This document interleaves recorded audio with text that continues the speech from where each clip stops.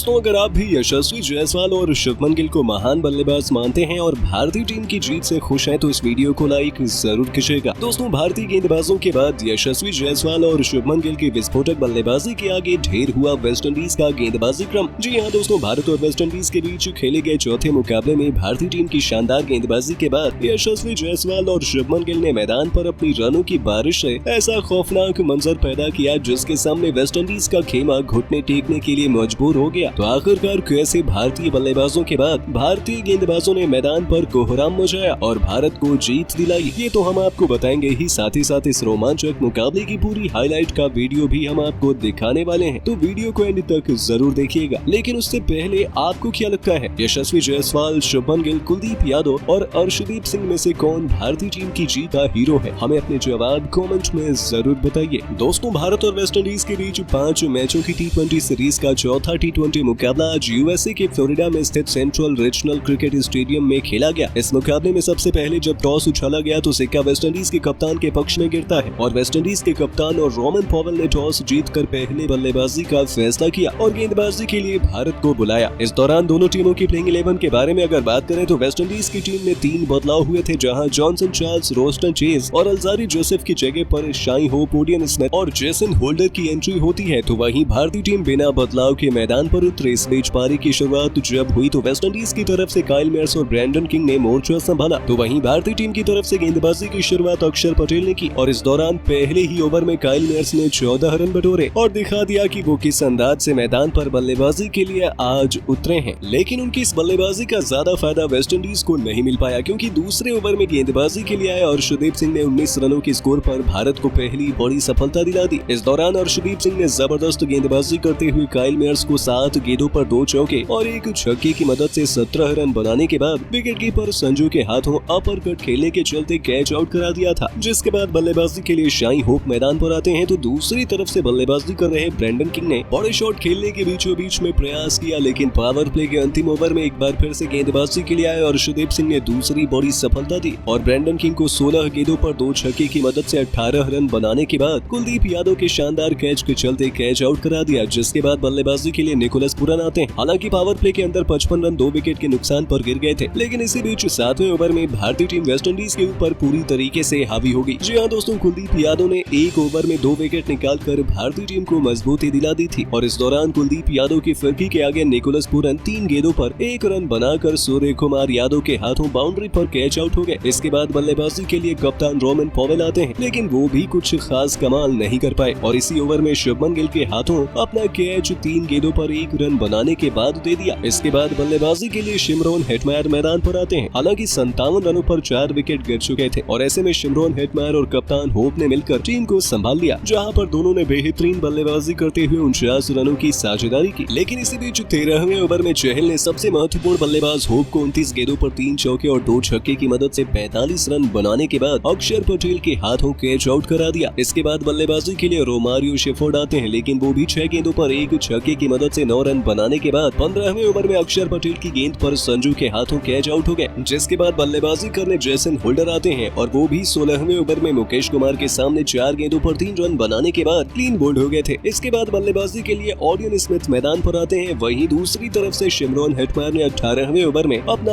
अर्धशतक पूरा कर लिया और इसी बीच पारी के अंतिम ओवर में अर्शदीप सिंह ने शिमरॉन हेटमायर को तिलक वर्मा के शानदार कैच के चलते कैच आउट करा दिया था। इस दौरान शिमरॉन हेटमायर ने 39 गेंदों पर 3 चौके और 4 छक्के की मदद से 61 रनों की पारी खेली। जिसके बाद बल्लेबाजी के लिए अकील हुसैन आते हैं, जिन्होंने 2 गेंदों पर 1 चौके की मदद से 5 रन, तो दूसरी तरफ से ओडियन स्मिथ ने 12 गेंदों पर 1 छक्के की मदद से 15 रनों की नाबाद पारी खेली, जिसके चलते वेस्टइंडीज ने 178 रन 8 विकेट के नुकसान पर बना दिए थे। और इस दौरान भारतीय टीम की तरफ से अर्शदीप सिंह ने सर्वाधिक 3 विकेट लिए, तो वहीं कुलदीप यादव को 2 विकेट मिले। इसके अलावा अक्षर पटेल, मुकेश कुमार और युजवेंद्र चहल को 1-1 विकेट मिलता है। हालांकि इसका पीछा करने के लिए जैसे ही भारतीय टीम मैदान पर आई तो भारतीय टीम की तरफ से पारी की शुरुआत एक बार फिर से शुभमन गिल और यशस्वी जायसवाल ने की, तो दूसरी तरफ से गेंदबाजी के लिए ओबेड मैकॉय मैदान पर आते हैं और इसी बीच यशस्वी जायसवाल ने पहली ही गेंद पर चौके के साथ अपना और अपनी टीम का खाता खोला और पहले ही ओवर में 10 रन बटोर कर दिखा दिया कि आज इस मुकाबले में उनका तूफान देखने को मिलने वाला है। तो दूसरी तरफ से शुभमन गिल ने दूसरे ओवर में 2 रनों के साथ अपना खाता खोला। वहीं दोनों बल्लेबाजों ने कदम से कदम मिलाते हुए टीम को आगे ले जाने का काम किया, जहां पर पावर प्ले की समाप्ति तक दोनों दोनों बल्लेबाजों ने मिलकर 66 रन बिना विकेट खोकर बना दिए थे। इतना ही नहीं, दोनों बल्लेबाजों ने बड़ी आसानी से मैदान के चारों तरफ छक्के और चौकों की बारिश करते हुए अपने अपने अर्धशतक के करीब बढ़ने लगे और इसी बीच 10 ओवर की समाप्ति तक भारतीय टीम ने अपना 100 रनों का आंकड़ा भी पार किया। इस दौरान भारतीय टीम को 23 टी20 मुकाबले के बाद ओपनिंग शतकीय साझेदारी मिलती है और इसी बीच 11वें ओवर में शुभमन गिल ने 2 रन लेने के साथ 30 गेंदों पर अपना अर्धशतक पूरा किया। तो वहीं इसी ओवर में यशस्वी जायसवाल ने चौके के साथ अपना पहला टी20 अर्धशतक 32 गेंदों पर पूरा कर लिया। वहीं दोनों बल्लेबाजों ने जबरदस्त बल्लेबाजी करते हुए वेस्ट इंडीज को नेस्तोनाबूद करना शुरू कर दिया और इस बीच 13वें ओवर में ओलियन स्मिथ ने शुभमन गिल को एलबीडब्ल्यू आउट करा दिया था, लेकिन बल्लेबाज ने डीआरएस लेकर फैसले को अपने हक में करवाया और इस बीच 14वें ओवर में दोनों के बीच 150 रनों की साझेदारी भी हो गई। इसी बीच 165 रनों की साझेदारी शेफर्ड ने 16वें ओवर में तोड़ दिया था, जहां पर शुभमन गिल होप के हाथों कैच आउट हो गए और इस दौरान गिल ने 47 गेंदों पर 3 चौके और 5 छक्के की मदद से 164 के स्ट्राइक रेट से 77 रनों की पारी खेली। जिसके बाद बल्लेबाजी के लिए तिलक वर्मा आते हैं, जिन्होंने 1 रनों के साथ अपना खाता खोला और इसी बीच 18वें ओवर में दिशाहीन गेंद के साथ भारतीय टीम को जीत मिल जाती है, जहां पर भारतीय टीम ने 9 विकेट से जीत प्राप्त की और इस बीच तिलक वर्मा ने 5 गेंदों पर 1 चौके की मदद से 7 रनों की 9 रनों की पारी खेली। तो वहीं यशस्वी जायसवाल ने 51 गेंदों पर 165 स्ट्राइक रेट से 11 चौके और 3 छक्के की मदद से 84 रनों की नाबाद पारी खेली थी और इस मुकाबले को जीतकर सीरीज को 2-2 से बराबर कर दिया। तो दोस्तों, आपको क्या लगता है, इस मुकाबले में भारतीय टीम की जीत के हीरो कौन रहे? हमें अपने जवाब कमेंट में जरूर बताइए और ऐसे ही शानदार खबरों के लिए सब्सक्राइब कर लीजिए हमारे YouTube चैनल को। वीडियो अच्छी हो तो इसे लाइक जरूर करें।